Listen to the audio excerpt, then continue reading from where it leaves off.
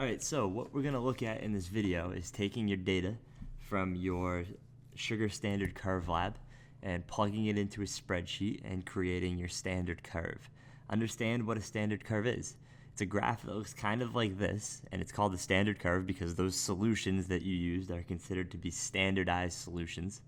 And we plot those on a graph.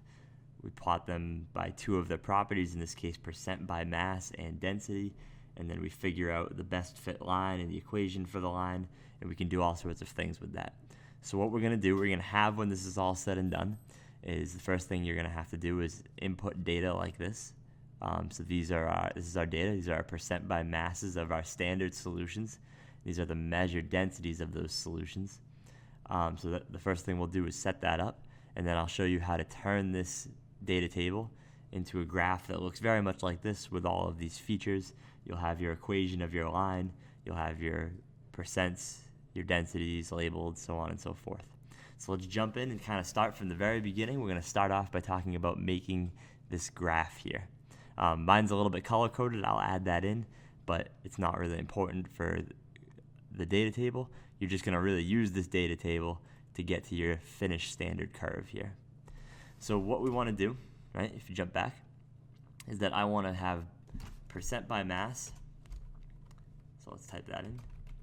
Percent by mass in one row, and I want my density in my next row. And I want to see how this is cutting off my text here. I've got that strange line. I can stretch this out by going up here and clicking and dragging it over. And then my percent by mass solutions, my solutions were 0%, 5%, oops, 10, oops, keep making mistakes here, 10%, 15%, and 20%. And then I'm going to plug in my densities, and my densities were, what were they again? Oh, so here they are. So remember, these are the average densities, not your individual group's data. We should have shared all of our data. So I'm going to plug in the average densities after we went through and averaged all of every group's data. So I had 0.9794, 0.9916, 1.0153, 1.0366, and 1.0626. Right, so these were my densities. This bothers me. I don't know if it bothers anybody else. It bothers me that this is a little bit offset. So I'm going to center everything by clicking up here and going up to my horizontal line and moving everything to a line in the center. And then I'd kind of like to pretty it up a little bit. So let's add a nice title in here. I'm going to merge these top cells so I can add a nice title. We'll call it Sugar Solution Standard Curve.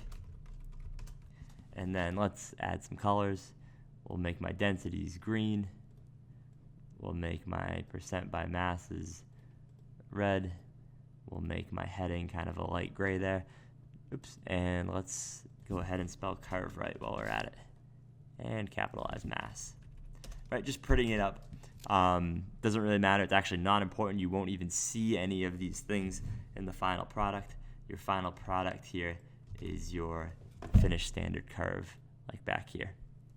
So once you get your data input, you just have to go ahead and make the curve. So we need to select what data you want the spreadsheet, right? Because it could be any of these numbers right now that are all blank. You want to select the data that it's going to graph. So what I'm going to do up here is I'm going to click on B2 and drag over to F2. And then I'm going to control click on B3 and drag over to F3. Right? Make sure you don't go up into the other part there. You want just those sets. And then I'm going to come up to Insert, go all the way down to Chart. As I go up the chart, this menu is going to pop up. Be careful. Google Sheets is going to suggest to you a chart type that it would like to use with this data. You don't want a bar graph. You want what is called the scatter plot. So go away from its recommendations, click on the tab Chart Types, and scroll pretty far down, and eventually you'll see a scatter plot. This is different from a line graph, and I'll talk about how that is in a second. But we're going to click on scatter plot. Notice how my preview changes as I do. That's good. And then we'll take Insert. Hit Insert, and there's my graph. A scatter plot is different from a line graph in that a line would always a line graph would always connect one point to the next point. A scatter plot lets you put what's called a best fit line going through as many of the points as much as possible. So we've got our chart here. It's not very organized. And it's also in this other sheet. Notice how I'm still on the same tab that I built my spreadsheet, but my final product was in its own tab. So I'm actually going to click on my chart, go up to my arrow in the upper right here, click on that, and go down to Move to Own Sheet. When it does, it moves my chart into a sheet all by itself, which makes it a little bit easier to work with. While I'm at it, I'm going to rename it. So I'm going to right-click where it says Chart 2, go up under Rename, normal click on Rename, and let's call it my example chart. Should do a couple of things to it because this chart doesn't really make any sense right now. We're going to get to most of these things by right-clicking. So if you just right-click in any of the space up here, you can go and edit your title. Let's call this my example sugar standard curve. Press enter, and there it is.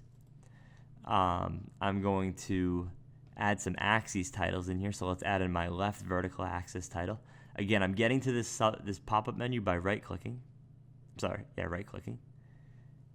And on my y-axis, I'm using my density, which is in grams per milliliter, capital L.